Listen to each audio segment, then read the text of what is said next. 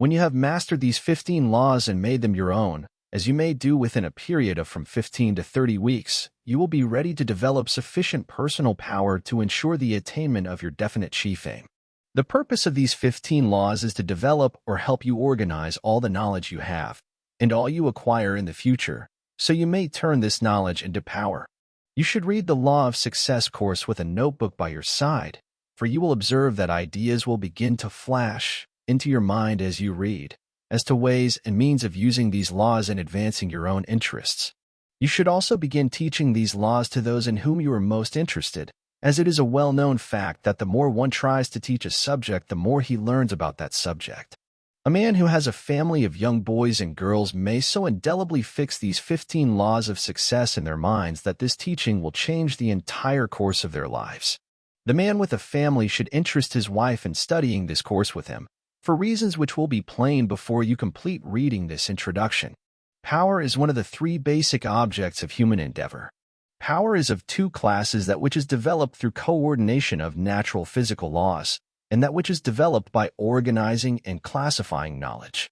Power growing out of organized knowledge is the more important because it places in man's possession a tool with which he may transform, redirect, and to some extent harness and use the other form of power. The object of this reading course is to mark the route by which the student may safely travel in gathering such facts as he may wish to weave into his fabric of knowledge. There are two major methods of gathering knowledge, namely, by studying, classifying, and assimilating facts which have been organized by other people, and through one's own process of gathering, organizing, and classifying facts, generally called personal experience. This lesson deals mainly with the ways and means of studying the facts and data gathered and classified by other people. The state of advancement known as civilization is but the measure of knowledge which the race has accumulated. This knowledge is of two classes, mental and physical. Among the useful knowledge organized by man, he has discovered and cataloged the 80-odd physical elements of which all material forms in the universe consist.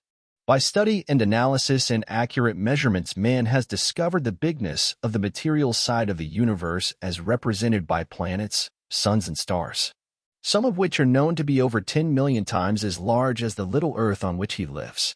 On the other hand, man has discovered the littleness of the physical forms which constitute the universe by reducing the 80-odd physical elements to molecules, atoms, and, finally, to the smallest particle, the electron. An electron cannot be seen. It is but a center of force consisting of a positive or a negative. The electron is the beginning of everything of a physical nature. Molecules, atoms, and electrons. To understand both the detail and the perspective of the process through which knowledge is gathered, organized, and classified, it seems essential for the student to begin with the smallest and simplest particles of physical matter, because these are the ABCs with which nature has constructed the entire framework of the physical portion of the universe. The molecule consists of atoms, which are said to be little invisible particles of matter revolving continuously with the speed of lightning, on exactly the same principle that the Earth revolves around the Sun. These little particles of matter known as atoms, which revolve in one continuous circuit, and the molecule, are said to be made up of electrons, the smallest particles of physical matter. As already stated, the electron is nothing but two forms of force. The electron is uniform, of but one class, size, and nature. Thus, in a grain of sand or a drop of water, the entire principle upon which the whole universe operates is duplicated. How marvelous! How stupendous! You may gather some slight idea of the magnitude of it all the next time you eat a meal by remembering that every article of food you eat, the plate on which you eat it, the tableware, and the table itself are, in final analysis, but a collection of electrons. In the world of physical matter, whether one is looking at the largest star that floats through the heavens or the smallest grain of sand to be found on Earth, the object under observation is but an organized collection of molecules, atoms, and electrons revolving around one another at inconceivable speed. Every particle of physical matter is in a continuous state of highly agitated motion. Nothing is ever still, although nearly all physical matter may appear, to the physical eye, to be motionless. There is no solid physical matter. The hardest piece of steel is but an organized mass of revolving molecules, atoms, and electrons. Moreover, the electrons in a piece of steel are of the same nature, and move at the same rate of speed as the electrons in gold, silver, brass, or pewter. The 80-odd forms of physical matter appear to be different from one another, and they are different. Air and ether, the vast space between the suns, moons, stars, and other planets of the universe is filled with a form of energy known as ether. It is this author's belief that the fluid, energy which keeps all particles of matter in motion is the same as the universal fluid, known as ether, which fills all the space of the universe. Within a certain distance of the Earth's surface, estimated by some to be about 50 miles, there exists what is called air, which is a gaseous substance composed of oxygen and nitrogen. Air is a conductor of sound vibrations, but a non-conductor of light and the higher vibrations, which are carried by the ether. The ether is a conductor of all vibrations from sound to thought. Air is a localized substance which performs, in the main, the service of feeding all animal and plant life with oxygen and nitrogen, without which neither could exist. Nitrogen is one of the chief necessities of plant life and oxygen one of the mainstays of animal life. Near the top of very high mountains, the air becomes very light because it contains but little nitrogen, which is the reason why plant life cannot exist there. On the other hand, the light, air found in every mind, both a broadcasting and a receiving station, this author has proved, times too numerous to enumerate, to his own satisfaction at least, that every human brain is both a broadcasting and a receiving station for vibrations of thought frequency. If this theory should turn out to be a fact, and methods of reasonable control should be established, imagine the part it would play in the gathering, classifying, and organizing of knowledge. The possibility, much less the probability, of such a reality staggers the mind of man. Thomas Paine was one of the great minds of the American Revolutionary period. To him more, perhaps, than to any other one person, we owe both the beginning and the happy ending of the Revolution. For it was his keen mind that both helped in drawing up the Declaration of Independence and in persuading the signers of that document to translate it into terms of reality. In speaking of the source of his great storehouse of knowledge, Paine thus described it: any person who has made observations on the state of progress of the human mind, by observing his own, cannot but have observed that there are two distinct classes of what are called thoughts, those that we produce in ourselves by reflection and the act of thinking, and those that bolt into the mind of their own accord. I have always made it a rule to treat these voluntary visitors with civility, taking care to examine, as well as I was able, if they were worth entertaining, and it is from them I have acquired almost all the knowledge that I have. As to the learning that any person gains from school education, it serves only like a small capital, to put him in the way of beginning learning for himself afterwards. Every person of learning is finally his own teacher, the reason for which is that principles cannot be impressed upon the memory. Their place of mental residence is the understanding, and they are never so lasting as when they begin by conception. In the foregoing words, Paine, the great American patriot and philosopher, described an experience which at one time or another is the experience of every person. Who is there so unfortunate as not to have received positive evidence that thoughts and even complete ideas will pop into the mind from outside sources? What means of conveyance is there for such visitors except the ether?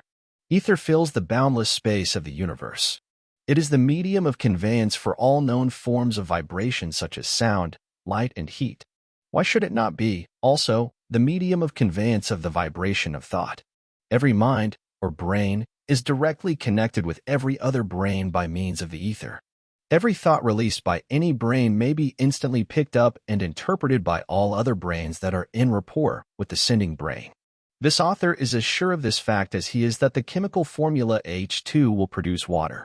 Imagine, if you can, what a part this principle plays in every walk of life. Nor is the probability of ether being a conveyor of thought from mind to mind the most astounding of its performances. It is the belief of this author that every thought vibration released by any brain is picked up by the ether and kept in motion in circuitous wave-lengths corresponding in length to the intensity of the energy used in their release. That these vibrations remain in motion forever, that they are one of the two sources from which thoughts which pop into one's mind emanate, the other source being direct and immediate contact through the ether with the brain releasing the thought vibration. Thus it will be seen that if this theory is a fact, the boundless space of the whole universe is now and will continue to become literally a mental library wherein may be found all the thoughts released by mankind. The author is here laying the foundation for one of the most important hypotheses enumerated in the lesson self-confidence, a fact which the student should keep in mind as he approaches that lesson. This is a lesson on organized knowledge. Most of the useful knowledge to which the human race has become heir has been preserved and accurately recorded in nature's Bible. By turning back the pages of this unalterable Bible, man has read the story of the terrific struggle through and out of which the present civilization has grown. The pages of this Bible are made up of the physical elements of which this earth and the other planets consist, and of the ether which fills all space. By turning back the pages written on stone and covered near the surface of this earth on which he lives, man has uncovered the bones, skeletons, footprints, and other unmistakable evidence of the history of animal life on this earth. Planted there for his enlightenment and guidance by the hand of Mother Nature throughout unbelievable periods of time. The evidence is plain and unmistakable. The great stone pages of nature's Bible found on this earth and the endless pages of that Bible represented by the ether wherein all past human thought has been recorded, constitute an authentic source of communication between the Creator and man. This Bible was begun before man had reached the thinking stage. Indeed, before man had reached the amoeba, one-cell animal, stage of development. This Bible is above and beyond the power of man to alter. Moreover, it tells its story not in the ancient dead languages or hieroglyphics of half-savage races, but in universal language which all who have eyes may read. Nature's Bible, from which we have derived all the knowledge that is worth knowing, is one that no man may alter or in any manner tamper with. The most marvelous discovery yet made by man is that of the recently discovered radio principle, which operates through the aid of ether, an important portion of nature's Bible. Imagine the ether picking up the ordinary vibration of sound and transforming that vibration from audio frequency into radio frequency, carrying it to a properly attuned receiving station and there transforming it back into its original form of audio frequency, all in the flash of a second. It should surprise no one that such a force could gather up the vibration of thought and keep that vibration in motion forever. The established and known fact of instantaneous transmission of sound through the agency of the ether, by means of the modern radio apparatus, removes the theory of transmission of thought vibration from mind to mind from the possible to the probable. The mastermind. We come, now, to the next step in the description of the ways and means by which one may gather, classify, and organize useful knowledge, through harmonious alliance of two or more minds, out of which grows a mastermind. The term mastermind is abstract, and has no counterpart in the field of known facts, except to a small number of people who have made a careful study of the effect of one mind upon other minds. This author has searched in vain through all the textbooks and essays available on the subject of the human mind, but nowhere has been found even the slightest reference to the principle here described as the mastermind. The term first came to the attention of the author through an interview with Andrew Carnegie in the manner described in Lesson 2. Chemistry of the Mind. It is this author's belief that the mind is made up of the same universal fluid, energy as that which constitutes the ether which fills the universe. It is a fact as well known to the layman as to the man of scientific investigation that some minds clash the moment they come in contact with each other, while other minds show a natural affinity for each other.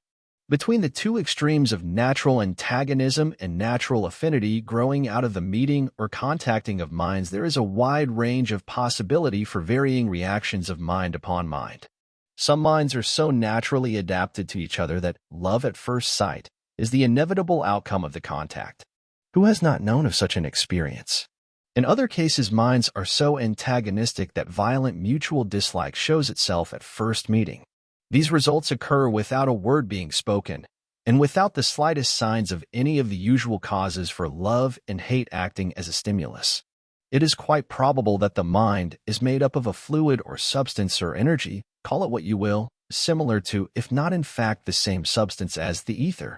When two minds come close enough to each other to form a contact, the mixing of the units of this mind stuff, let us call it the electrons of the ether, sets up a chemical reaction and starts vibrations which affect the two individuals pleasantly or unpleasantly. The effect of the meeting of two minds is obvious to even the most casual observer. Every effect must have a cause.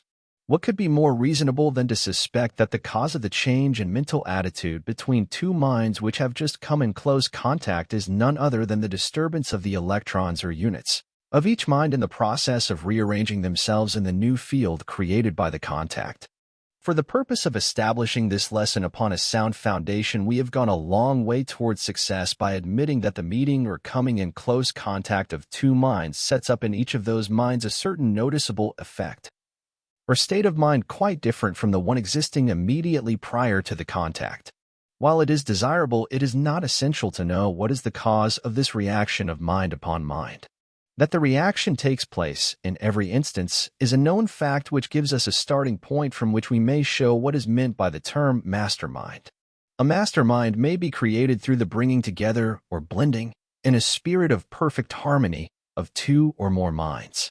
Out of this harmonious blending, the chemistry of the mind creates a third mind which may be appropriated and used by one or all of the individual minds. This mastermind will remain available as long as the friendly, harmonious alliance between the individual minds exists. It will disintegrate, and all evidence of its former existence will disappear the moment the friendly alliance is broken. This principle of mind chemistry is the basis and cause for practically all the so-called soulmate and eternal triangle cases, so many of which unfortunately find their way into the divorce courts and meet with popular ridicule from ignorant and uneducated people who manufacture vulgarity and scandal out of one of the greatest of nature's laws. The entire civilized world knows that the first 2 or 3 years of association after marriage are often marked by much disagreement of a more or less petty nature. These are the years of adjustment. If the marriage survives them, it is more than apt to become a permanent alliance. These facts no experienced married person will deny. Again, we see the effect without understanding the cause. While there are other contributing causes, yet, in the main, lack of harmony during these early years of marriage is due to the slowness of the chemistry of the minds in blending harmoniously.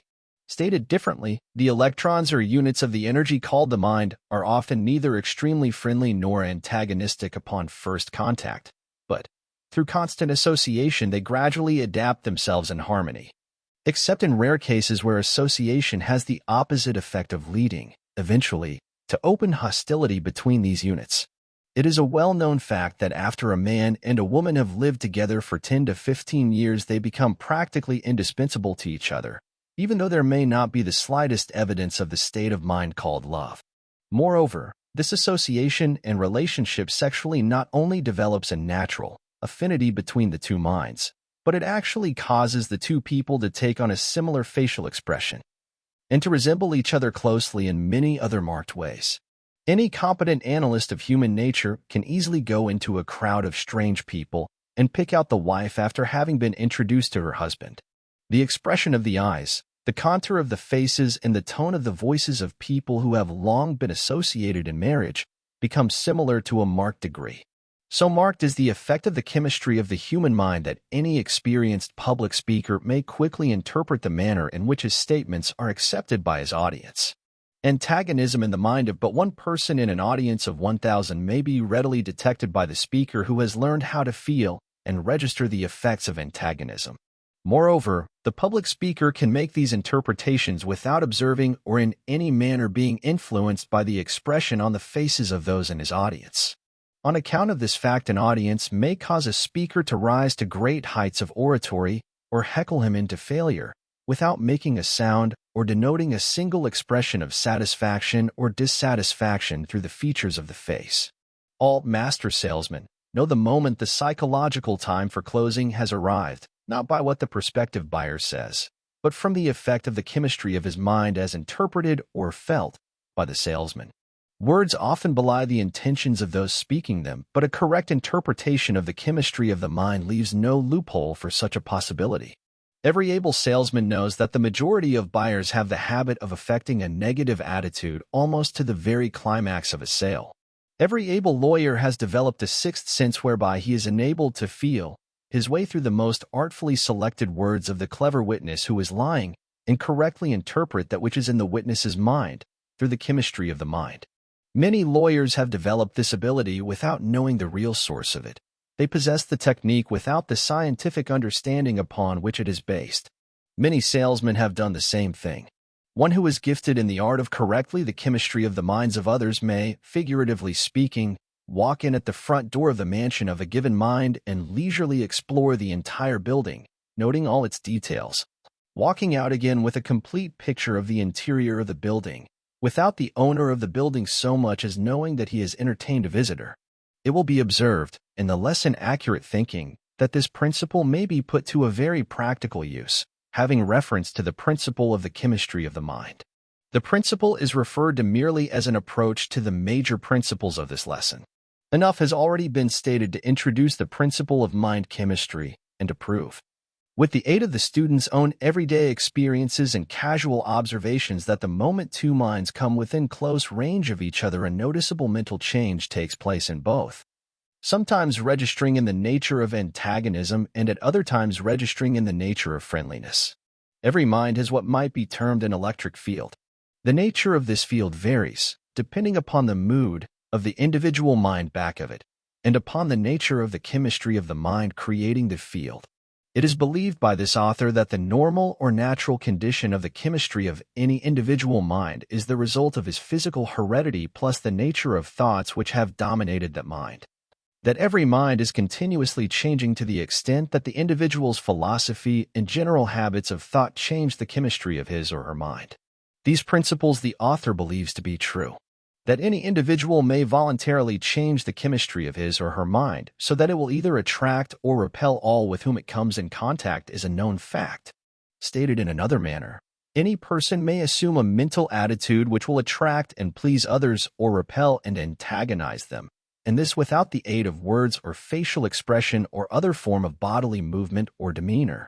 Go back, now, to the definition of a mastermind, a mind which grows out of the blending and coordination of two or more minds, in a spirit of perfect harmony, and you will catch the full significance of the word harmony, as it is here used. Two minds will not blend nor can they be coordinated unless the element of perfect harmony is present, wherein lies the secret of success or failure of practically all business and social partnerships. Every sales manager and every military commander and every leader in any other walk of life understands the necessity of an esprit de corps, a spirit of common understanding and cooperation, in the attainment of success. This mass spirit of harmony of purpose is obtained through discipline, voluntary or forced, of such a nature that the individual minds become blended into a mastermind, by which is meant that the chemistry of the individual minds is modified in such a manner that these minds blend and function as one. The methods through which this blending process takes place are as numerous as the individuals engaged in the various forms of leadership. Every leader has his or her own method of coordinating the minds of the followers. One will use force. Another uses persuasion. One will play upon the fear of penalties while another plays upon rewards, in order to reduce the individual minds of a given group of people to where they may be blended into a mass mind. The student will not have to search deeply into history of statesmanship, politics, business, or finance to discover the technique employed by the leaders in these fields in the process of blending the minds of individuals into a mass mind. The really great leaders of the world, however, have been provided by nature with a combination of mind chemistry favorable as a nucleus of attraction for other minds. Napoleon was a notable example of a man possessing the magnetic type of mind, which had a very decided tendency to attract all minds with which it came in contact. Soldiers followed Napoleon to certain death without flinching, because of the impelling or attracting nature of his personality, and that personality was nothing more nor less than the chemistry of his mind. No group of minds can be blended into a mastermind if one of the individuals of that group possesses one of these extremely negative, repellent minds. The negative and positive minds will not blend in the sense here described as a mastermind. Lack of knowledge of this fact has brought many an otherwise able leader to defeat. Any able leader who understands this principle of mind chemistry may temporarily blend the minds of practically any group of people so that it will represent a mass mind. But the composition will disintegrate almost the very moment the leader's presence is removed from the group. The most successful life insurance sales organizations and other sales forces meet once a week, or more often, for the purpose of what? For the purpose of merging the individual minds into a mastermind which will, for a limited number of days, serve as a stimulus to the individual minds. It may be, and generally is, true that the leaders of these groups do not understand what actually takes place in these meetings. which are usually called pep meetings.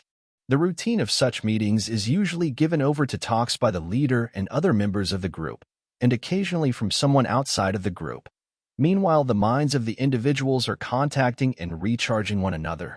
The brain of a human being may be compared to an electric battery in that it will become exhausted or run down, causing the owner of it to feel despondent, discouraged, and lacking in pep. Who is so fortunate as never to have had such a feeling? The human brain, when in this depleted condition, must be recharged, and the manner in which this is done is through contact with a more vital mind or minds. The great leaders understand the necessity of this recharging process, and, moreover, they understand how to accomplish this result. This knowledge is the main feature which distinguishes a leader from a follower. Fortunate is the person who understands this principle sufficiently well to keep his or her brain vitalized or recharged by periodically contacting it with a more vital mind. Sexual contact is one of the 61 most effective of the stimuli through which a mind may be recharged, providing the contact is intelligently made between man and woman who have genuine affection for each other. Any other sort of sexual relationship is a devitalizer of the mind. Any competent practitioner of psychotherapeutics can recharge a brain within a few minutes. Before passing away from the brief reference made to sexual contact as a means of revitalizing a depleted mind, it seems appropriate to call attention to the fact that all of the great leaders, in whatever walks of life they have arisen, have been and are people of highly sexed natures. The word sex is not an indecent word. You'll find it in all the dictionaries. There is a growing tendency upon the part of the best-informed physicians and other health practitioners to accept the theory that all diseases begin when the brain of the individual is in a depleted or devitalized state. Stated in another way, it is a known fact that a person who has a perfectly vitalized brain is practically, if not entirely, immune from all manner of disease. Every intelligent health practitioner, of whatever school or type, knows that nature or the mind cures disease in every instance where a cure is effected. Medicines, faith, laying on of hands, chiropractic, osteopathy, and all other forms of outside stimulant are nothing more than artificial aids to nature, or, to state it correctly, mere methods of setting the chemistry of the mind into motion to the end that it readjusts the cells and tissues of the body, revitalizes the brain, and otherwise causes the human machine to function normally. The most orthodox practitioner will admit the truth of this statement. What, then, may be the possibilities of the future developments in the field of mind chemistry? Through the principle of harmonious blending of minds, perfect health may be enjoyed. Through the aid of this same principle, sufficient power may be developed to solve the problem of economic pressure which constantly presses upon every individual. We may judge the future possibilities of mind chemistry by taking inventory of its past achievements, keeping in mind the fact that these achievements have been largely the result of accidental discovery and of chance groupings of minds. We are approaching the time when the professorate of the universities will teach mind chemistry the same as other subjects are now taught. Meanwhile, study and experimentation in connection with this subject open vistas of possibility for the individual student. Mind chemistry and economic power. That mind chemistry may be appropriately applied to the workaday affairs of the economic and commercial world is a demonstrable fact. Through the blending of two or more minds, in a spirit of perfect harmony, the principle of mind chemistry may be made to develop sufficient power to enable the individuals whose minds have been thus blended to perform seemingly superhuman feats. Power is the force with which man achieves success in any undertaking. Power, in unlimited quantities, may be enjoyed by any group of men or men and women who possess the wisdom with which to submerge their own personalities and their own immediate individual interests, through the blending of their minds in a spirit of perfect harmony. Observe, profitably, the frequency with which the word harmony appears throughout this introduction. There can be no development of a mastermind where this element of perfect harmony does not exist. The individual units of the mind will not blend with the individual units of another mind until the two minds have been aroused and warmed, as it were, with the spirit of perfect harmony of purpose. The moment two minds begin to take divergent roads of interest, the individual units of each mind separate, and the third element, known as a mastermind, which grew out of the friendly or harmonious alliance, will disintegrate. We come, now, to the study of some well-known men who have accumulated great power, also great fortunes, through the application of mind chemistry. Let us begin our study with three men who are known to be men of great achievement in their respective fields of economic, business, and professional endeavor. Their names are Henry Ford, Thomas A. Edison, and Harvey S. Firestone. Of the three, Henry Ford is, by far, the most powerful, having reference to economic and financial power. Mr. Ford is the most powerful man now living on Earth. Many who have studied Mr. Ford believe him to be the most powerful man who ever lived. As far as is known, Mr. Ford is the only man now living, or who ever lived, with sufficient power to outweigh the money trust of the United States. Mr. Ford gathers millions of dollars with as great ease as a child fills its bucket with sand when playing on the beach. It has been said, by those who were in position to know, that Mr. Ford, if he needed it, could send out the call for money and gather in $1 billion, $1,000 million, and have it available for use within 1 week. No one who knows of Ford's achievements doubts this. Those who know him well know that he could do it with no more effort than the average man expends in raising the money with which to pay a month's house rent. He could get this money, if he needed it, through the intelligent application of the principles on which this course is based. While Mr. Ford's new automobile was in the process of perfection, in 1927, it is said that he received advance orders, with cash payments, for more than 375,000 cars. At an estimated price of $600 per car, this would amount to $225 million, which he received before a single car was delivered. Such is the power of confidence in Ford's ability. Mr. Edison, as everyone knows, is a philosopher, scientist, and inventor. He is, perhaps, the keenest Bible student on earth, a student of nature's Bible, however, and not of the myriads of man-made Bibles.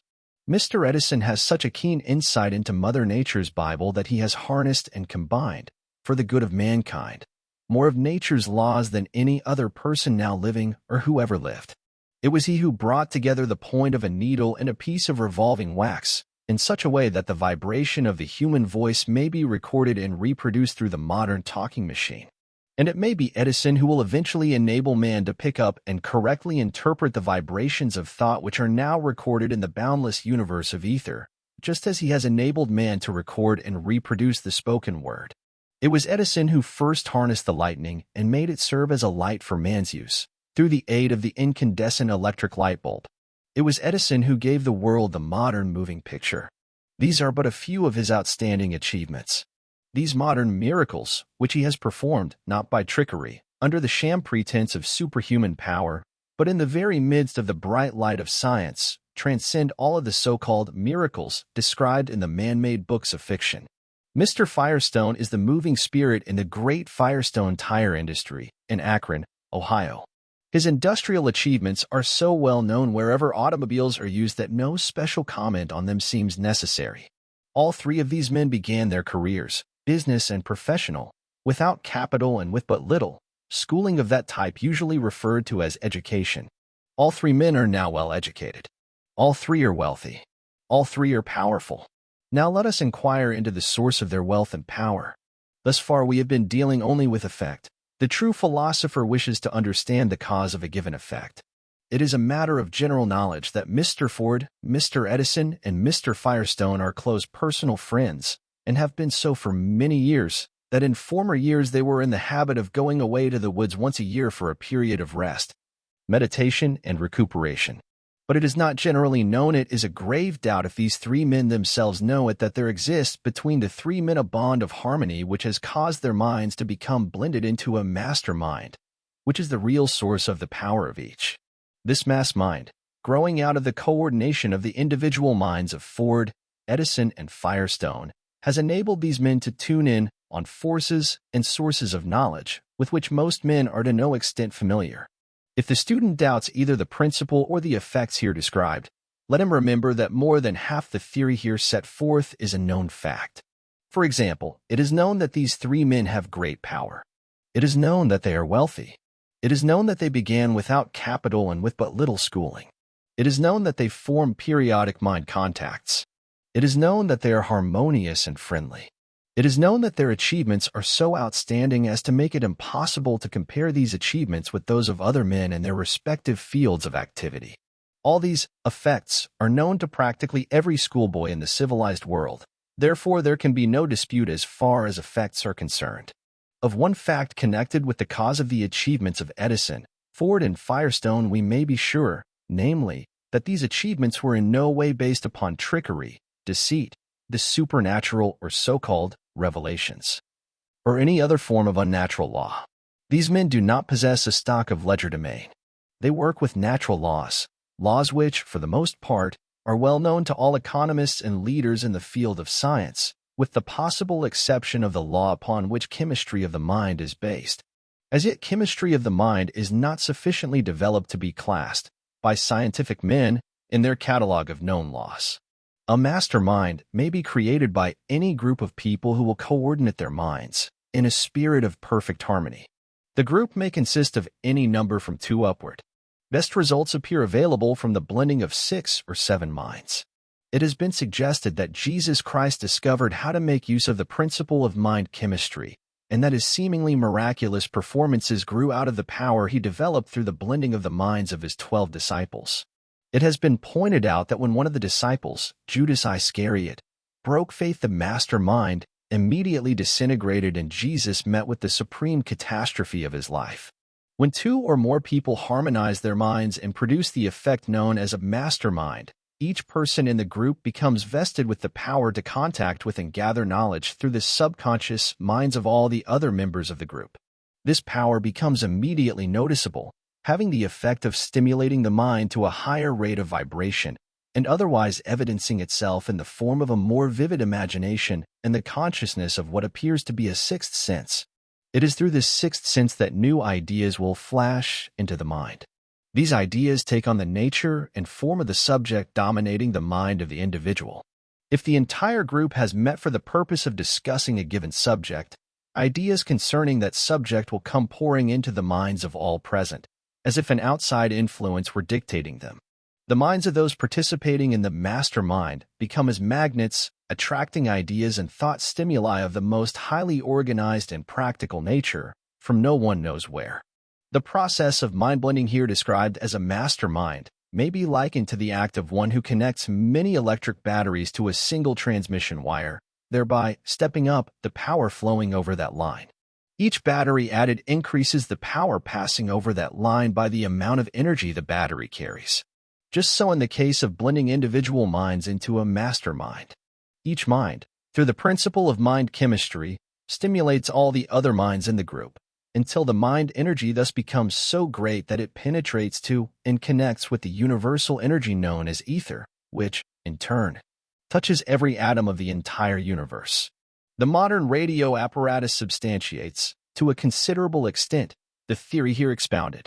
Powerful sending or broadcasting stations must be erected through which the vibration of sound is stepped up before it can be picked up by the much higher vibrating energy of the ether and carried in all directions. A mastermind made up of many individual minds, so blended that they produce a strong vibrating energy, constitutes almost an exact counterpart of the radio broadcasting station.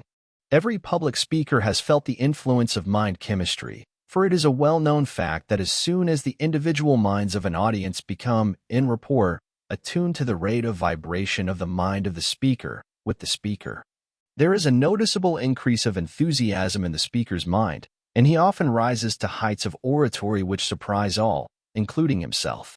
The first 5 to 10 minutes of the average speech are devoted to what is known as warming up. By this is meant the process through which the minds of the speaker and his audience are becoming blended in a spirit of perfect harmony. Every speaker knows what happens when this state of perfect harmony fails to materialize upon part of his audience. The seemingly supernatural phenomena occurring in spiritualistic meetings are the result of the reaction, upon one another, of the minds in the group. These phenomena seldom begin to manifest themselves under 10 to 20 minutes after the group is formed, for the reason that this is about the time required for the minds in the group to become harmonized or blended. The messages received by members of a spiritualistic group probably come from one of 2 sources or from both, namely, first, from the vast storehouse of the subconscious mind of some member of the group, or second, from the universal storehouse of the ether, in which, it is more than probable, all thought vibration is preserved. Neither any known natural law nor human reason supports the theory of communication with individuals who have died. It is a known fact that any individual may explore the store of knowledge in another's mind through this principle of mind chemistry. And it seems reasonable to suppose that this power may be extended to include contact with whatever vibrations are available in the ether, if there are any. The theory that all the higher and more refined vibrations, such as those growing out of thought, are preserved in the ether grows out of the known fact that neither matter nor energy, the two known elements of the universe, may be either created or destroyed. It is reasonable to suppose that all vibrations which have been stepped up sufficiently to be picked up and absorbed in the ether will go on forever. The lower vibrations, which do not blend with or otherwise contact the ether, probably live a natural life and die out. All the so-called geniuses probably gained their reputations because, by mere chance or otherwise, they formed alliances with other minds which enabled them to step up their own mind vibrations to where they were enabled to contact the vast temple of knowledge recorded and filed in the ether of the universe. All of the great geniuses, as far as this author has been enabled to gather the facts, were highly sex people. The fact that sexual contact is the greatest known mind stimulant lends color to the theory herein described.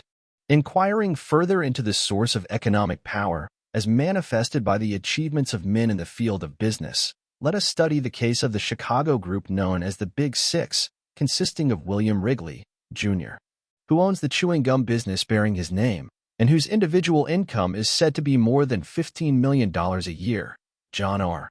Thompson, who operates the chain of lunchrooms bearing his name, Mr. Lasker, who owns the Lord and Thomas Advertising Agency, Mr. McCullough, who owns the Parmalee Express Company, the largest transfer business in America, and Mr. Ritchie and Mr. Hertz, who own the yellow taxicab business. A reliable financial reporting company has estimated the yearly income of these six men at upwards of $25 million, or an average of more than $4 million a year per man. Analysis of the entire group of six men discloses the fact that not one of them had any special educational advantages, that all began without capital or extensive credit, that their financial achievement has been due to their own individual plans, and not to any fortunate turn of the wheel of chance. Many years ago, these six men formed a friendly alliance, meeting at stated periods for the purpose of assisting one another with ideas and suggestions in their various and sundry lines of business endeavor. With the exception of Hertz and Ritchie, none of the six men were in any manner associated in a legal partnership. These meetings were strictly for the purpose of cooperating on the give and take basis of assisting one another with ideas and suggestions, and occasionally by endorsing notes and other securities to assist some member of the group who had met with an emergency making such help necessary. It is said that each of the individuals belonging to this Big Six group is a millionaire many times over. As a rule, there is nothing worthy of special comment on behalf of a man who does nothing more than accumulate a few $1 million.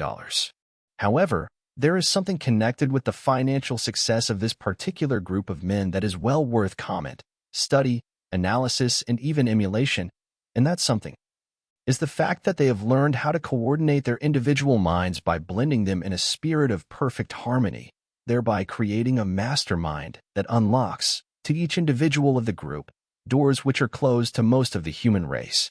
The United States Steel Corporation is one of the strongest and most powerful industrial organizations in the world. The idea out of which this great industrial giant grew was born in the mind of Albert H. Gary, a more or less commonplace small-town lawyer who was born and reared in a small Illinois town near Chicago. Mr. Gary surrounded himself with a group of men whose minds he successfully blended in a spirit of perfect harmony, thereby creating the mastermind, which is the moving spirit of the great United States Steel Corporation. Search where you will, wherever you find an outstanding success in business, finance, industry, or in any of the professions, you may be sure that back of the success is some individual who has applied the principle of mind chemistry, out of which a mastermind has been created. These outstanding successes often appear to be the handiwork of but one person, but search closely and the other individuals whose minds have been coordinated with his own may be found. Remember that two or more persons may operate the principle of mind chemistry so as to create a mastermind. Power, manpower, is organized knowledge expressed through intelligent efforts. No effort can be said to be organized unless the individuals engaged in the effort coordinate their knowledge and energy in a spirit of perfect harmony. Lack of such harmonious coordination of effort is the main cause of practically every business failure. An interesting experiment was conducted by this author, in collaboration with the students of a well-known college. Each student was requested to write an essay on how and why Henry Ford became wealthy. Each student was required to describe, as a part of his or her essay, what was believed to be the nature of Ford's real assets, of what these assets consisted in detail. The majority of the students gathered financial statements and inventories of the Ford assets and used these as the basis of their estimates of Ford's wealth. Included in these sources of Ford's wealth were such as cash in banks, raw and finished materials and stock, real estate and buildings, goodwill, estimated at from 10 to 25% of the value of the material assets. One student out of the entire group of several hundred answered as follows. Henry Ford's assets consist, in the main, of two items, viz. 1. Working capital and raw and finished materials. 2. The knowledge gained from experience of Henry Ford himself, and the cooperation of a well-trained organization which understands how to apply this knowledge to best advantage from the Ford viewpoint. It is impossible to estimate, with anything approximating correctness, the actual dollars and cents value of either of these two groups of assets, but it is my opinion that their relative values are: the organized knowledge of the Ford organization 75% the value of cash and physical assets of every nature, including raw and finished materials 25%. This author is of the opinion that this statement was not compiled by the young man whose name was signed to it, without the assistance of some very analytical and experienced mind or minds. Unquestionably, the biggest asset that Henry Ford has is his own brain. Next to this would come the brains of his immediate circle of associates, for it has been through coordination of these that the physical assets which he controls were accumulated. Destroy every plant the Ford Motor Company owns, every piece of machinery, every atom of raw or finished material, every finished automobile, and every dollar on deposit in any bank, and Ford would still be the most powerful man, economically, on earth. The brains which have built the Ford business could duplicate it again in short order. Capital is always available, in unlimited quantities, to such brains as Ford's. Ford is the most powerful man on earth, economically, because he has the keenest and most practical conception of the principle of organized knowledge of any man on earth, as far as this author has the means of knowing. Despite Ford's great power and financial success, it may be that he has blundered often in the application of the principles through which he accumulated this power. There is but little doubt that Ford's methods of mind coordination have often been crude. They must needs have been in the earlier days of this experience, before he gained the wisdom of application that would naturally go with maturity of years. Neither can there be much doubt that Ford's application of the principle of mind chemistry was, at least at the start, the result of a chance alliance with other minds, particularly the mind of Edison. It is more than probable that Mr. Ford's remarkable insight into the laws of nature was first begun as the result of his friendly alliance with his own wife long before he ever met either Mr. Edison or Mr. Firestone. Many a man who never knows the real source of his success is made by his wife, through application of the mastermind principle. Mrs. Ford is a most remarkably intelligent woman, and this author has reason to believe that it was her mind, blended with Mr. Ford's, which gave him his first real start toward power. It may be mentioned, without in any way depriving Ford of any honor or glory, that in his earlier days of experience he had to combat the powerful enemies of illiteracy and ignorance to a greater extent than did either Edison or Firestone, both of whom were gifted by natural heredity with a most fortunate aptitude for acquiring and applying knowledge. Ford had to hew this talent out of the rough, raw timbers of his hereditary estate. Within an inconceivably short period of time, Ford has mastered three of the most stubborn enemies of mankind and transformed them into assets constituting the very foundation of his success. These enemies are ignorance, illiteracy, and poverty. Any man who can stay the hand of these three savage forces, much less harness and use them to good account, is well worth close study by the less fortunate individuals. This is an age of industrial power in which we are living. The source of all this power is organized effort.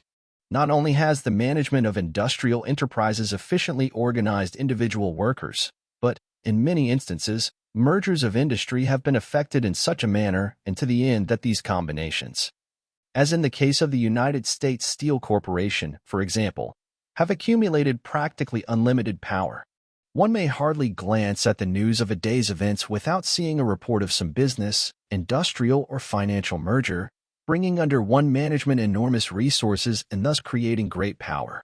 One day it is a group of banks, another day it is a chain of railroads, the next day it is a combination of steel plants, all merging for the purpose of developing power through highly organized and coordinated effort.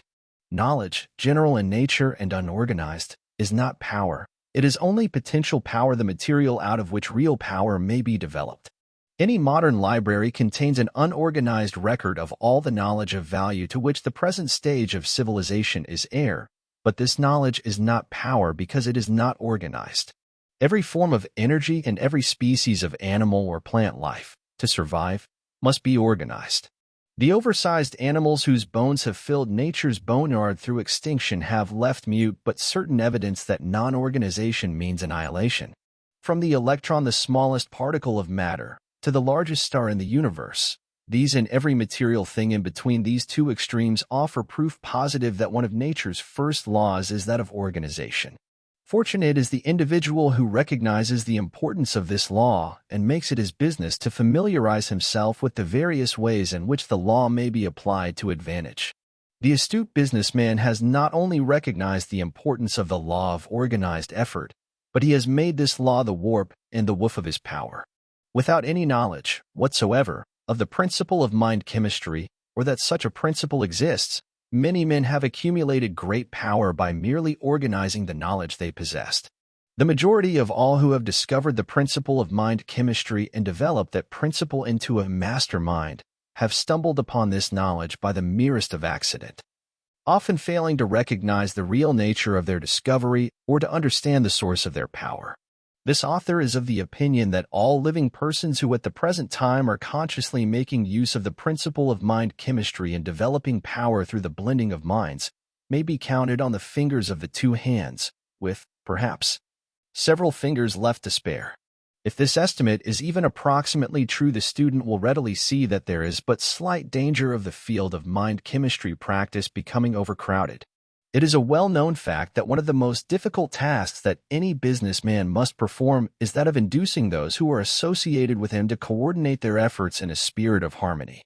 To induce continuous cooperation between a group of workers in any undertaking is next to impossible. Only the most efficient leaders can accomplish this highly desired object, but once in a great while such a leader will rise above the horizon in the field of industry, business, or finance, and then the world hears of a Henry Ford, Thomas A. Edison, John D. Rockefeller, Senior E. H. Harriman, or James J. Hill. Power and success are practically synonymous terms. One grows out of the other. Therefore, any person who has the knowledge and the ability to develop power through the principle of harmonious coordination of effort between individual minds, or in any other manner, may be successful in any reasonable undertaking that is possible of successful termination. It must not be assumed that a mastermind will immediately spring, mushroom fashion, out of every group of minds which make pretense of coordination in a spirit of harmony. Harmony, in the real sense of meaning of the word, is as rare among groups of people as is genuine Christianity among those who proclaim themselves Christians.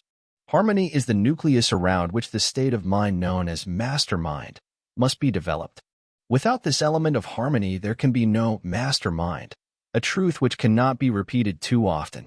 Woodrow Wilson had in mind the development of a mastermind to be composed of groups of minds representing the civilized nations of the world in his proposal for establishing the League of Nations. Wilson's conception was the most far-reaching humanitarian idea ever created in the mind of man, because it dealt with a principle which embraces sufficient power to establish a real brotherhood of man on earth. The League of Nations, or some similar blending of international minds, in a spirit of harmony, is sure to become a reality. The time when such unity of minds will take place will be measured largely by the time required for the great universities and non-sectarian institutions of learning to supplant ignorance and superstition with understanding and wisdom. This time is rapidly approaching. The psychology of the revival meeting. The old religious orgy known as the revival offers a favorable opportunity to study the principle of mind chemistry known as mastermind. It will be observed that music plays no small part in bringing about the harmony essential to the blending of a group of minds in a revival meeting. Without music, the revival meeting would be a tame affair. During revival services, the leader of the meeting has no difficulty in creating harmony in the minds of his devotees, but it is a well-known fact that this state of harmony lasts no longer than the presence of the leader, after which the mastermind he has temporarily created disintegrates. By arousing the emotional nature of his followers, the revivalist has no difficulty, under the proper stage setting and with the embellishment of the right sort of music, in creating a mastermind, which becomes noticeable to all who come in contact with it. The very air becomes charged with a positive, pleasing influence which changes the entire chemistry of all minds present. The revivalist calls this energy the Spirit of the Lord. This author, through experiments conducted with a group of scientific investigators and laymen who were unaware of the nature of the experiment, has created the same state of mind and the same positive atmosphere without calling it the Spirit of the Lord. On many occasions, this author has witnessed the creation of the same positive atmosphere in a group of men and women engaged in the business of salesmanship, without calling it the Spirit of the Lord.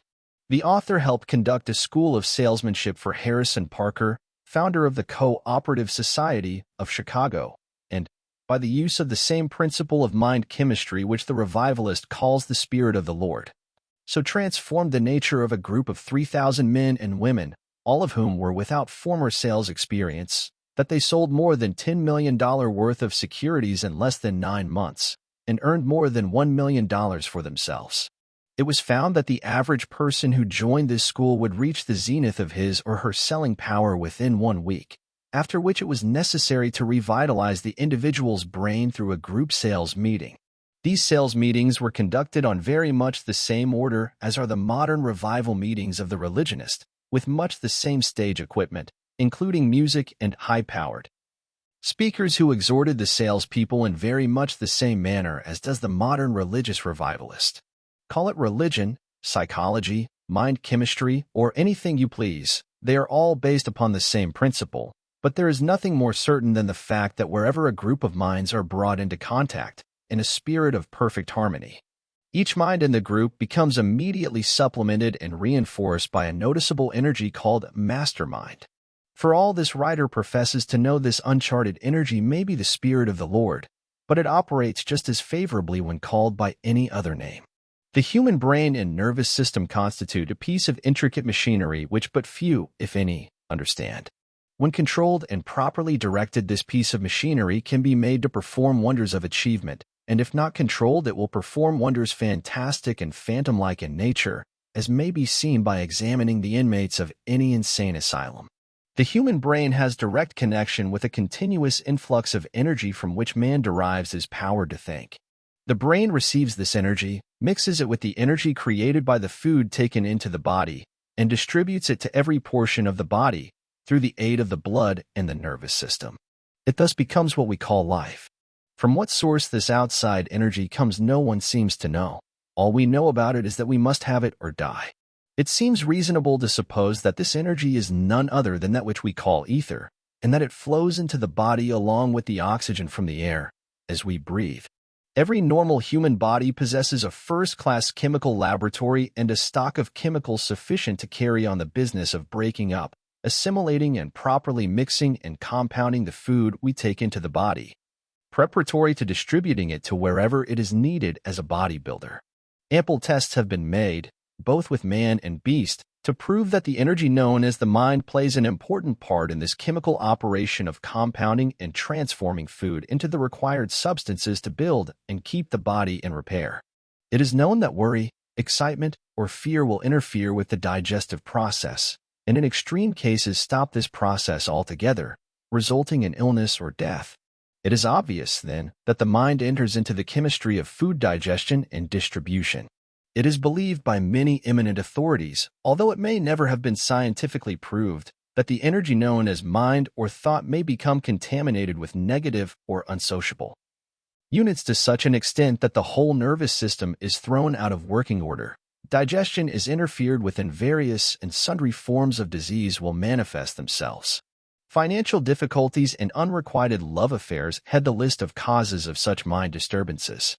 A negative environment such as that existing where some member of the family is constantly nagging will interfere with the chemistry of the mind to such an extent that the individual will lose ambition and gradually sink into oblivion. It is because of this fact that the old saying that a man's wife may either make or break him is literally true. In a subsequent lesson, a whole chapter on this subject is addressed to the wives of men. Any high school student knows that certain food combinations will, if taken into the stomach, result in indigestion, violent pain, and even death. Good health depends, in part at least, upon a food combination that harmonizes.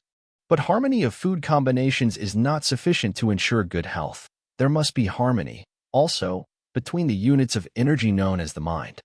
Harmony seems to be one of nature's laws, without which there can be no such thing as organized energy or life in any form whatsoever. The health of the body as well as the mind is literally built around, out of, and upon the principle of harmony. The energy known as life begins to disintegrate and death approaches when the organs of the body stop working in harmony. The moment harmony ceases at the source of any form of organized energy, power, the units of that energy are thrown into a chaotic state of disorder and the power is rendered neutral or passive. Harmony is also the nucleus around which the principle of mind chemistry known as a mastermind develops power. Destroy this harmony and you destroy the power growing out of the coordinated effort of a group of individual minds. This truth has been stated, restated, and presented in every manner which the author could conceive, with unending repetition, for the reason that unless the student grasps this principle and learns to apply it, this lesson is useless. Success in life, no matter what one may call success, is very largely a matter of adaptation to environment in such a manner that there is harmony between the individual and his environment. The palace of a king becomes as a hovel of a peasant if harmony does not abound within its walls. Conversely stated, the hut of a peasant may be made to yield more happiness than that of the mansion of the rich man, if harmony obtains in the former and not in the latter.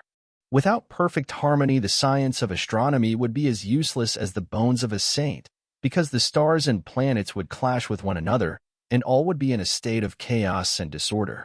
Without the law of harmony, an acorn might grow into a heterogeneous tree consisting of the wood of the oak, poplar, maple, and what not. Without the law of harmony, the blood might deposit the food which grows fingernails on the scalp where hair is supposed to grow, and thus create a horny growth which might easily be mistaken by the superstitious to signify man's relationship to a certain imaginary gentleman with horns, often referred to by the more primitive type. Without the law of harmony, there can be no organization of knowledge, for what, may one ask, is organized knowledge except the harmony of facts and truths and natural laws? The moment discord begins to creep in at the front door, harmony edges out at the back door, so to speak, whether the application is made to a business partnership or the orderly movement of the planets of the heavens. If the student gathers the impression that the author is laying undue stress upon the importance of harmony, let it be remembered that lack of harmony is the first, and often the last and only, cause of failure. There can be no poetry nor music nor oratory worthy of notice without the presence of harmony. Good architecture is largely a matter of harmony. Without harmony, a house is nothing but a mass of building material, more or less a monstrosity. Sound business management plants the very sinews of its existence in harmony. Every well-dressed man or woman is a living picture and a moving example of harmony. With all these workaday illustrations of the important part which harmony plays in the affairs of the world, nay, in the operation of the entire universe, how could any intelligent person leave harmony out of his definite aim in life? As well have no definite aim as to omit harmony as the chief stone of its foundation. The human body is a complex organization of organs, glands, blood vessels, nerves, brain cells, muscles, etc. The mind energy which stimulates to action and coordinates the efforts of the component parts of the body is also a plurality of ever-varying and changing energies. From birth until death there is continuous struggle, often assuming the nature of open combat, between the forces of the mind. For example, the lifelong struggle between the motivating forces and desires of the human mind, which takes place between the impulses of right and wrong, is well known to everyone. Every human being possesses at least two distinct mind powers or personalities, and as many as 6 distinct personalities have been discovered in one person. One of man's most delicate tasks is that of harmonizing these mind forces so that they may be organized and directed toward the orderly attainment of a given objective. Without this element of harmony, no individual can become an accurate thinker. It is no wonder that leaders in business and industrial enterprises, as well as those in politics and other fields of endeavor, find it so difficult to organize groups of people so they will function in the attainment of a given objective. Without friction, each individual human being possesses forces within himself which are hard to harmonize, even when he is placed in the environment most favorable to harmony. If the chemistry of the individual's mind is such that the units of his mind cannot be easily harmonized, think how much more difficult it must be to harmonize a group of minds so they will function as one, in an orderly manner, through what is known as a mastermind. The leader who successfully develops and directs the energies of a mastermind must possess tact, patience, persistence, self-confidence, intimate knowledge of mind chemistry, and the ability to adapt himself in a state of perfect poise and harmony to quickly changing circumstances without showing the least sign of annoyance.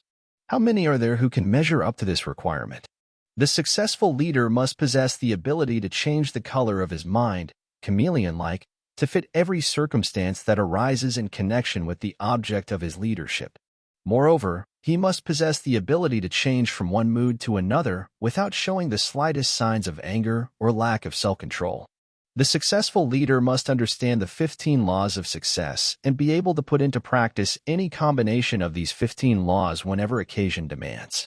Without this ability, no leader can be powerful, and without power, no leader can long endure. The meaning of education. There has long been a general misconception of the meaning of the word educate. The dictionaries have not aided in the elimination of this misunderstanding because they have defined the word educate as an act of imparting knowledge. The word educate has its roots in the Latin word educo, which means to develop from within, to educe, to draw out, to grow through the law of use. Nature hates idleness in all its forms. She gives continuous life only to those elements which are in use. Tie up an arm, or any other portion of the body, taking it out of use, and the idle part will soon atrophy and become lifeless. Reverse the order. Give an arm more than normal use, such as that engaged in by the blacksmith who wields a heavy hammer all day long, and that arm, developed from within, grows strong. Power grows out of organized knowledge, but, mind you, it grows out of it through application and use. A man may become a walking encyclopedia of knowledge without possessing any power of value. This knowledge becomes power only to the extent that it is organized, classified, and put into action. Some of the best educated men the world has known possessed much less general knowledge than some who have been known as fools, the difference between the two being that the former put what knowledge they possessed into use while the latter made no such application. An educated person is one who knows how to acquire everything he needs in the attainment of his main purpose in life, without violating the rights of his fellow men. It might be a surprise to many so-called men of learning to know that they come nowhere near qualification as men of education. It might also be a great surprise to many who believe they suffer from lack of learning to know that they are well educated.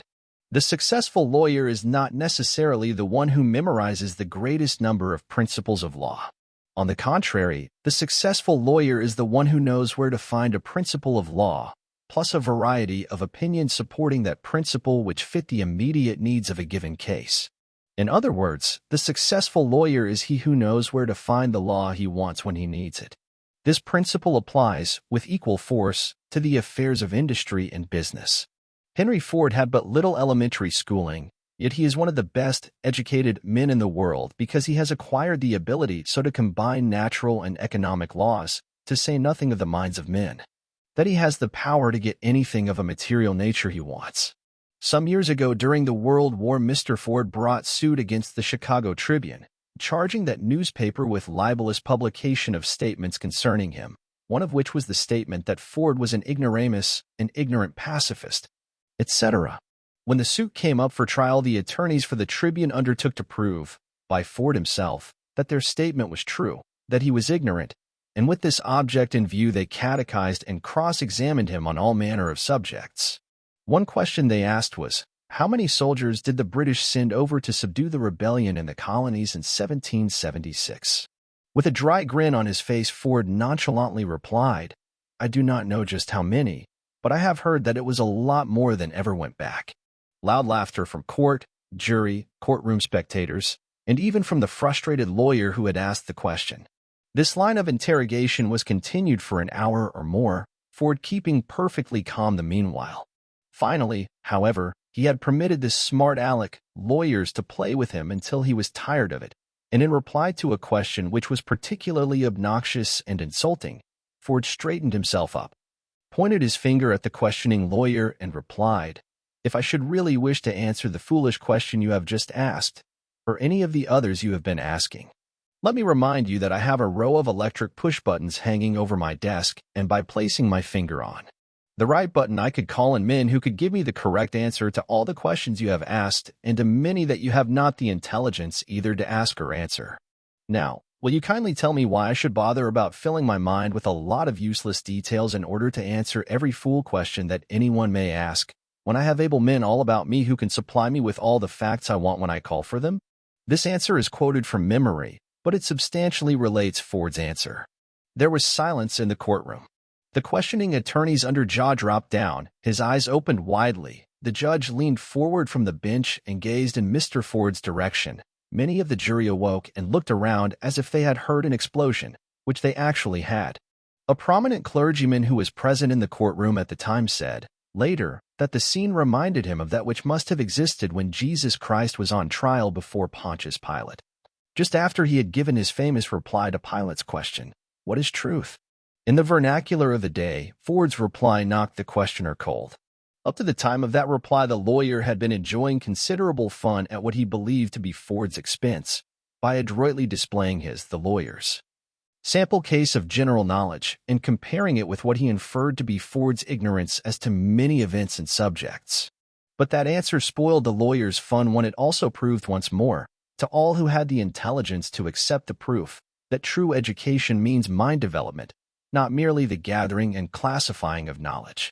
Ford could not, in all probability, have named the capitals of all the states of the United States, but he could have, and in fact had gathered the capital with which to turn many wheels within every state in the Union.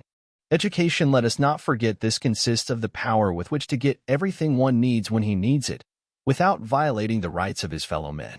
Ford comes well within that definition, and for the reason which the author has here tried to make plain, by relating the foregoing incident connected with the simple Ford philosophy. There are many men of learning who could easily entangle Ford, theoretically, with a maze of questions none of which he, personally, could answer.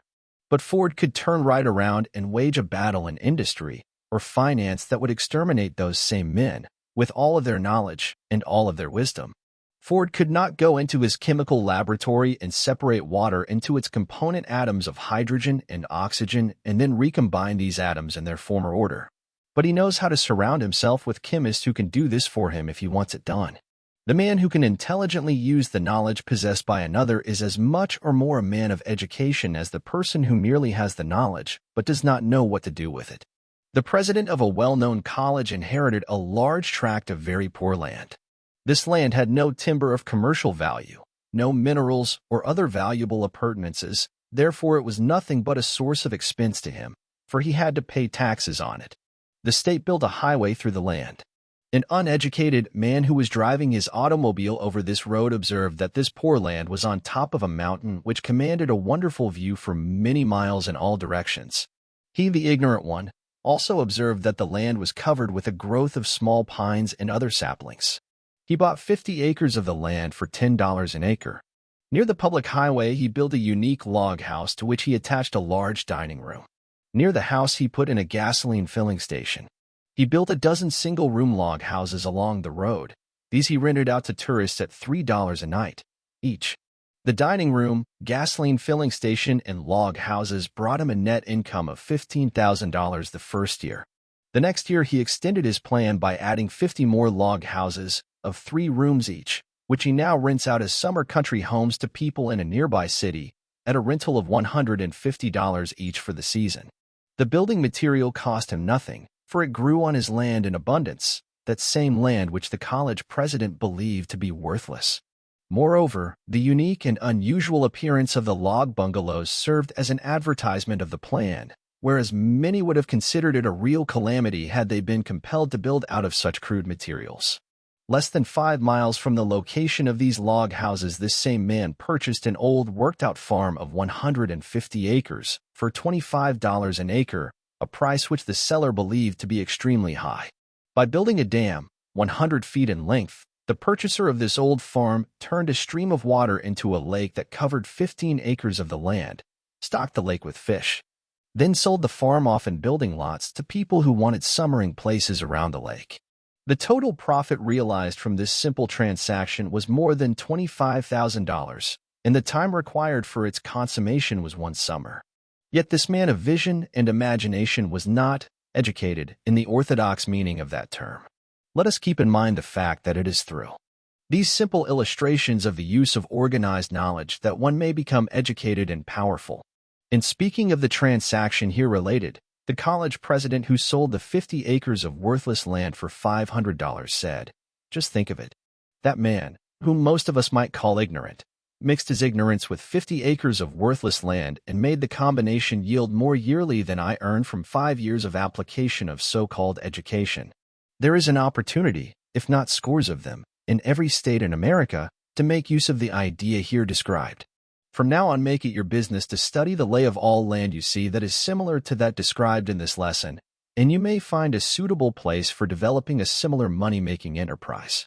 The idea is particularly adaptable in localities where bathing beaches are few, as people naturally like such conveniences. The automobile has caused a great system of public highways to be built throughout the United States. On practically every one of these highways, there is a suitable spot for a cabin city for tourists which can be turned into a regular money-making mint by the man with the imagination and self-confidence to do it. There are opportunities to make money all around you. This course was designed to help you see these opportunities and to inform you how to make the most of them after you discover them. Who can profit most by the law of success philosophy? Railroad officials who want a better spirit of cooperation between their trained men and the public they serve. Salaried people who wish to increase their earning power and market their services to better advantage. Salespeople who wish to become masters in their chosen field. The law of success philosophy covers every known law of selling and includes many features not included in any other course. Industrial plant managers who understand the value of greater harmony among their employees. Railroad employees who wish to establish records of efficiency which will lead to more responsible positions with greater pay. Merchants who wish to extend their business by adding new customers. The law of success philosophy will help any merchant increase his business by teaching him how to make a walking advertisement of every customer who comes into his store. Automobile agents who wish to increase the selling power of their salesmen. A large part of the Law of Success course was developed from the life work and experience of the greatest automobile salesman living, and it is therefore of unusual help to the sales manager who is directing the efforts of automobile salesmen.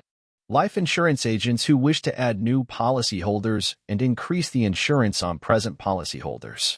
One life insurance salesman in Ohio sold a $50,000 policy to one of the officials of the Central Steel Company as the result of but one reading of the lesson on profiting by failures. This same salesman has become one of the star men of the New York Life Insurance Company staff as the result of his training in the 15 Laws of Success. School teachers who wish to advance to the top in their present occupation, or who are looking for an opportunity to enter the more profitable field of business as a life work. Students, both college and high school, who are undecided as to what field of endeavor they wish to enter as a life work. The Law of Success course covers a complete personal analysis service which helps the student of the philosophy to determine the work for which he or she is best fitted. Bankers who wish to extend their business through better and more courteous methods of serving their clients. Bank clerks who are ambitious to prepare themselves for executive positions in the field of banking or in some commercial or industrial field. Physicians and dentists who wish to extend their practice without violating the ethics of their profession by direct advertising. A prominent physician has said that the Law of Success course is worth $1,000 to any professional man or woman whose professional ethics prevent direct advertising. Promoters who wish to develop new and heretofore unworked combinations in business or industry. The principle described in this introductory lesson is said to have made a small fortune for a man who used it as the basis of a real estate promotion. Real estate men who wish new methods for promoting sales. This introductory lesson contains a description of an entirely new real estate promotion plan, which is sure to make fortunes for many who will put it to use. This plan may be put into operation in practically every state. Moreover, it may be employed by men who never promoted an enterprise. Farmers who wish to discover new methods of marketing their products so as to give them greater net returns, and those who own land suitable for subdivision promotion under the plan referred to at the end of this introductory lesson. Thousands of farmers have gold mines in the land they own which is not suitable for cultivation, which could be used for recreation and resort purposes on a highly profitable basis. Stenographers and bookkeepers who are looking for a practical plan to promote themselves into higher and better paying positions. The Law of Success course is said to be the best course ever written on the subject of marketing personal services. Printers who want a larger volume of business and more efficient production as the result of better cooperation among their own employees. Day laborers who have the ambition to advance into more responsible positions in work that has greater responsibilities and consequently offers more pay. Lawyers who wish to extend their clientele through dignified, ethical methods which will bring them to the attention, in a favorable way, of a greater number of people who need legal services. Business executives who wish to expand their present business, or who wish to handle their present volume with less expense, as the result of greater cooperation between their employees. Laundry owners who wish to extend their business by teaching their drivers how to serve more courteously and efficiently. Life insurance general agents who wish bigger and more efficient sales organizations. Chain store managers who want a greater volume of business as the result of more efficient individual sales efforts. Married people who are unhappy and therefore unsuccessful because of lack of harmony and cooperation in the home. To all described in the foregoing classification, the Law of Success philosophy offers both definite and speedy aid. Summary of introductory lesson. The purpose of this summary is to aid the student in mastering the central idea around which the lesson has been developed. This idea is represented by the term mastermind, which has been described in great detail throughout the lesson. All new ideas, and especially those of an abstract nature, find lodgment in the human mind only after much repetition, a well-known truth which accounts for the restatement, in this summary, of the principle known as the mastermind. A mastermind may be developed by a friendly alliance, in a spirit of harmony of purpose, between two or more minds.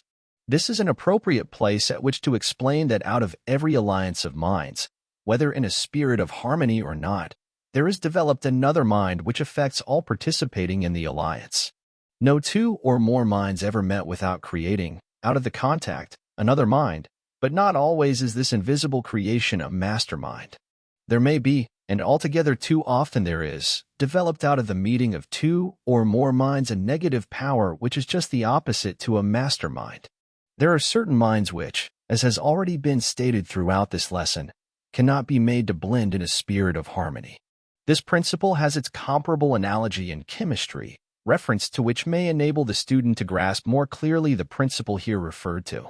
For example, the chemical formula H2, meaning the combining of two atoms of hydrogen with one atom of oxygen, changes these two elements into water. One atom of hydrogen and one atom of oxygen will not produce water. Moreover, they cannot be made to associate themselves in harmony. There are many known elements which, when combined, are immediately transformed from harmless into deadly poisonous substances. Stated differently, many well-known poisonous elements are neutralized and rendered harmless when combined with certain other elements.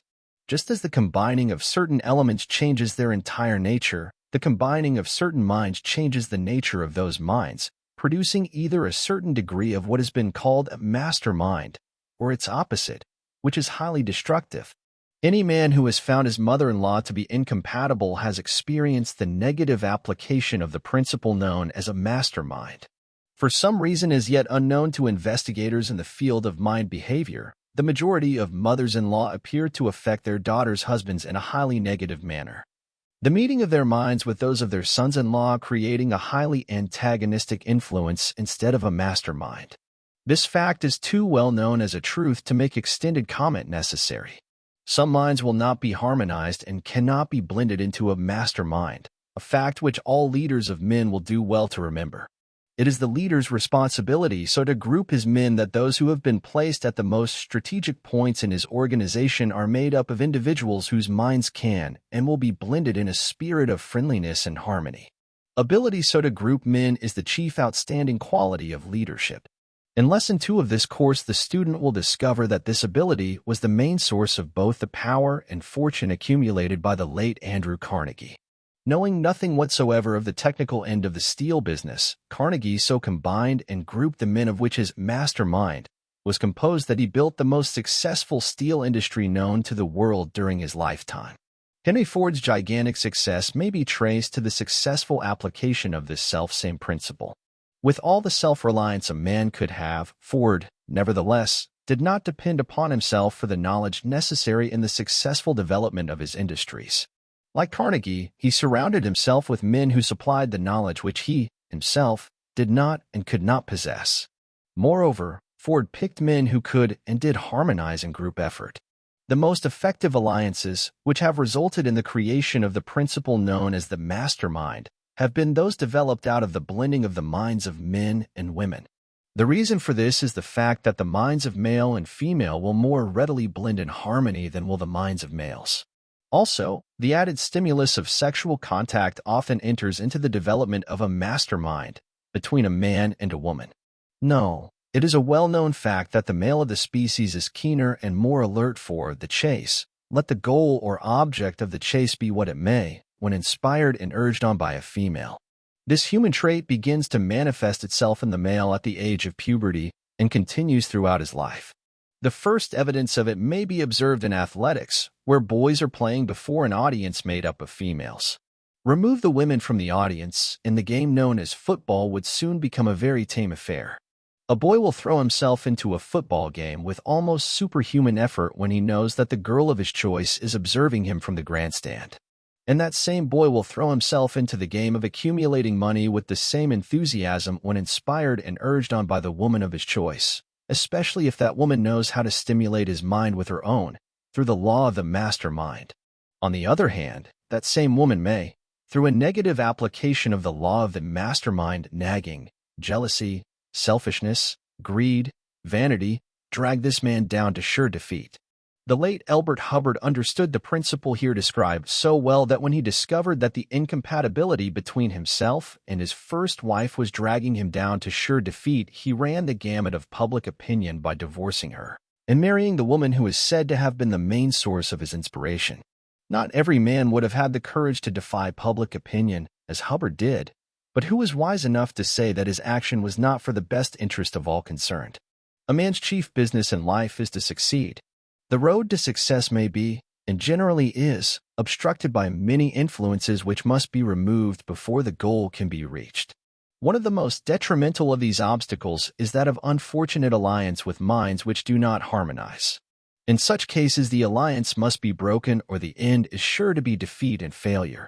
The man who has mastered the 6 basic fears, one of which is the fear of criticism, will have no hesitancy in taking what may seem to the more convention-bound type of mind to be drastic action when he finds himself circumscribed and bound down by antagonistic alliances, no matter of what nature or with whom they may be. It is a million times better to meet and face criticism than to be dragged down to failure and oblivion on account of alliances which are not harmonious, whether the alliances be of a business or social nature. To be perfectly frank, the author is here justifying divorce, when the conditions surrounding marriage are such that harmony cannot prevail. This is not intended to convey the belief that lack of harmony may not be removed through other methods than that of divorce, for there are instances where the cause of antagonism may be removed and harmony established without taking the extreme step of divorce. While it is true that some minds will not blend in a spirit of harmony and cannot be forced or induced to do so because of the chemical nature of the individual's brains, do not be too ready to charge the other party to your alliance with all the responsibility of lack of harmony. Remember, the trouble may be with your own brain. Remember, Also, that a mind which cannot and will not harmonize with one person or persons may harmonize perfectly with other types of minds. Discovery of this truth has resulted in radical changes in methods of employing men. It is no longer customary to discharge a man because he does not fit in the position for which he was originally hired. The discriminating leader endeavors to place such a man in some other position, where, it has been proved more than once, misfits may become valuable men. The student of this course should be sure that the principle described as the mastermind is thoroughly understood before proceeding with the remaining lessons of the course. The reason for this is the fact that practically the entire course is closely associated with this law of mind operation. If you are not sure that you understand this law, communicate with the author of the course and secure further explanation by asking such questions as you may wish concerning points in connection with which you believe you need further information. You cannot spend too much time in serious thought and contemplation in connection with the law of the mastermind, for the reason that when you have mastered this law and have learned how to apply it, new worlds of opportunity will open to you. This introductory lesson, while not really intended as a separate lesson of the Law of Success course, contains sufficient data to enable the student who has an aptitude for selling to become a master salesman. Any sales organization may make effective use of the law of the mastermind by grouping the salesmen in groups of 2 or more people who will ally themselves in a spirit of friendly cooperation and apply this law as suggested in this lesson. An agent for a well-known make of automobile, who employs 12 salesmen, has grouped his organization in 6 groups of 2 men each, with the object of applying the law of the mastermind, with the result that all the salesmen have established new high sales records. This same organization has created what it calls the one-a-week club, meaning that each man belonging to the club has averaged the sale of 1 car a week since the club was organized. The results of this effort have been surprising to all. Each man belonging to the club was provided with a list of 100 prospective purchasers of automobiles. Each salesman sends 1 postal card a week to each of his 100 prospective purchasers and makes personal calls on at least 10 of these each day. Each postal card is confined to the description of but one advantage of the automobile the salesman is selling and asks for a personal interview. Interviews have increased rapidly, as have, also, sales. The agent who employs these salesmen has offered an extra cash bonus to each salesman who earns the right to membership in the one-a-week club by averaging 1 car a week. The plan has injected new vitality into the entire organization. Moreover, the results of the plan are showing in the weekly sales record of each salesman. A similar plan could be adopted very effectively by life insurance agencies. Any enterprising general agent might easily double or even triple the volume of his business with the same number of salesmen through the use of this plan. Practically no changes whatsoever would need to be made in the method of use of the plan. The club might be called the Policy a Week Club, meaning that each member pledged himself to sell at least 1 policy of an agreed minimum amount each week.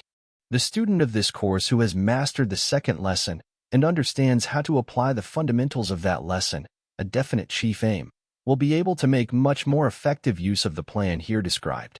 It is not suggested or intended that any student shall undertake to apply the principles of this lesson, which is merely an introductory lesson, until he has mastered at least the next 5 lessons of the Law of Success course. The main purpose of this introductory lesson is to state some of the principles upon which the course is founded. These principles are more accurately described, and the student is taught in a very definite manner how to apply them in the individual lessons of the course. The automobile sales organization referred to in this summary meets at luncheon once a week. 1 hour and a half is devoted to luncheon and to the discussion of ways and means of applying the principles of this course. This gives each man an opportunity to profit by the ideas of all the other members of the organization. 2 tables are set for the luncheon. At one table, all who have earned the right to membership in the one-a-week club are seated. At the other table, which is serviced with tinware instead of china, all who did not earn the right to membership in the club are seated. These, needless to say, become the object of considerable good-natured chiding from the more fortunate members seated at the other table.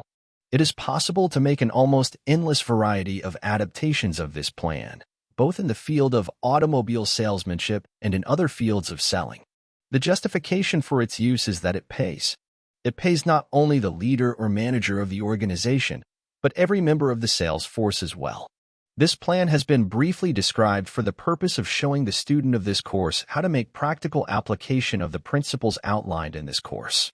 The final acid test of any theory or rule or principle is that it will actually work. The law of the mastermind has been proved sound because it works. If you understand this law, you are now ready to proceed with Lesson 2, in which you will be further and much more deeply initiated in the application of the principles described in this introductory lesson.